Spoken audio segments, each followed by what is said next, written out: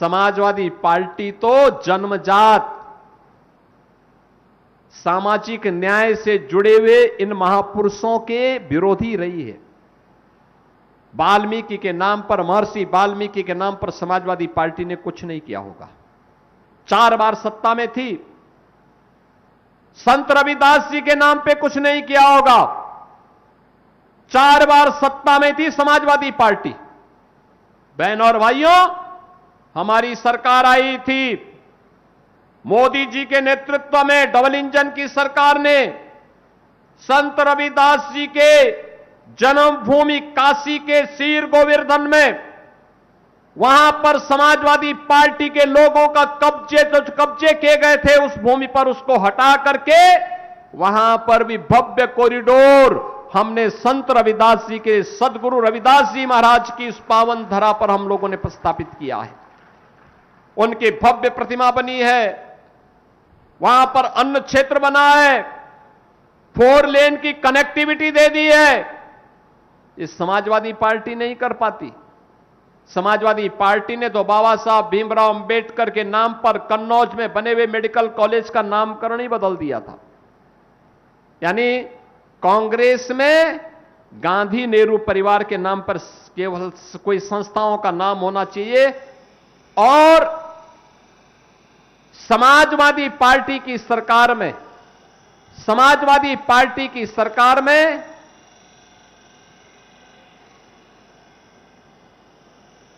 वो पंखे के उसमें कोई बैठ गया होगा, उसको वहां से हटा दो, कोई चीज उसकी चपेट में आ गया होगा।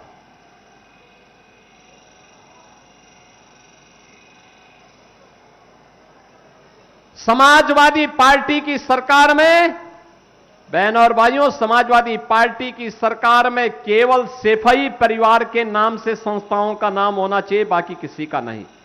और यही कारण है कि लोग कभी भी इन महापुरुषों के नाम से, चाहे वो महर्षि वाल्मीकि हो, सदगुरु रविदास जी महाराज हो, बाबा साहब भीमराव अंबेडकर जी महाराज हो, इनके नाम पर किसी संस्था का नाम नहीं होने देते थे और उनके स्थानों के बारे में कोई सुध भी नहीं ले पाते थे। आज मुझे बताते हुए प्रसन्नता है, ये डबल इंजन की सरकार इसके लिए लगी हुई है, कार्य कर रही है, पूरी मजबूती के साथ इनके उन्नयन के लिए कार्य कर रही है। जाति के नाम पर बांटने वाले लोग आपको कमजोर कर रहे हैं, क्षेत्र के नाम पर बांटने वाले लोग आपको कमजोर कर रहे हैं। इनके बहकावे में आने की आवश्यकता नहीं। आप देखो ना इनका दोहरा चरित्र। ये लोग हैं जिन लोगों की कभी आस्था नहीं थी,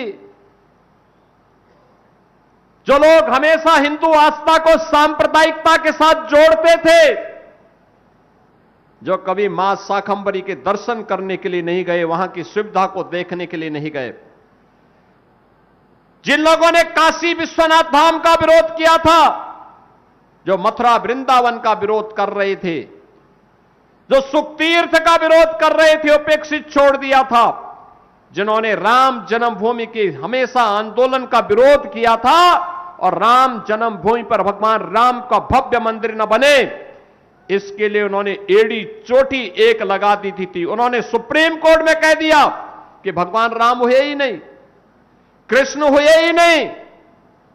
ये वे लोग हैं जो कहते थे कि अयोध्या में परंदा भी पर नहीं मार सकता। लाखों राम भक्त पहुंच गया था कार सेवक के रूप में अयोध्या धाम में।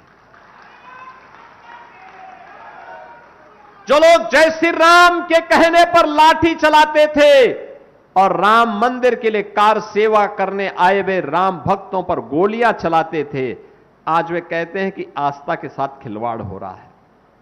ये आस्था के साथ खिलवाड़ नहीं, जो अपराधी होगा उसके खिलाफ कठोरतापूर्वक कार्रवाई होगी, लेकिन हिंदू आस्था के साथ किसी को खिलवाड़ करने के लिए छूट नहीं देंगे। मैं कांग्रेस और समाजवादी पार्टी के नेताओं से पूछना चाहता हूं, यह आस्था तब कहां चली गई थी जब कावड़ यात्रा को आप लोग रोकते थे,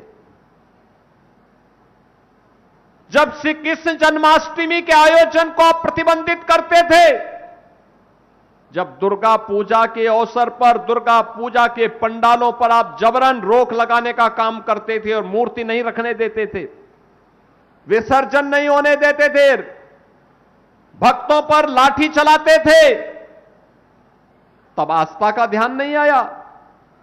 जब मंदिरों के नवनिर्माण पर उनके सुंदरीकरण के लिए और कॉरिडोर के लिए पैसे को कब्रिस्तान की तरफ बेचते थे, तब आस्था का ध्यान नहीं आया।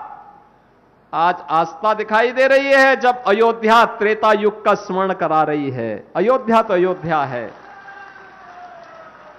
अयोध्या को कोई आगे बढ़ने से रोक नहीं सकता। दिव्य और भव्य अयोध्या प्रधानमंत्री मोदी जी के नेतृत्व में। बहनों और भाइयों, यह वह सरकार है जो विरासत का भी सम्मान करती है और विकास के कार्यों को भी आगे बढ़ाती है। अयोध्या में 2017 के पहले संकरी गलियां थी, आज चारों ओर से 4 लेन की कनेक्टिविटी है। रेलवे की मीटर गेज की लाइन थी, आज ब्रॉड गेज की डबल लाइन से अयोध्या जुड़ा है। इंटरनेशनल एयरपोर्ट बन गया है। पहले एक छोटी सी एयरस्ट्रिप थी, जहाज नहीं उतर पाता था, आज वहां इंटरनेशनल एयरपोर्ट और एयरपोर्ट का नामकरण महर्षि वाल्मीकि के नाम पर।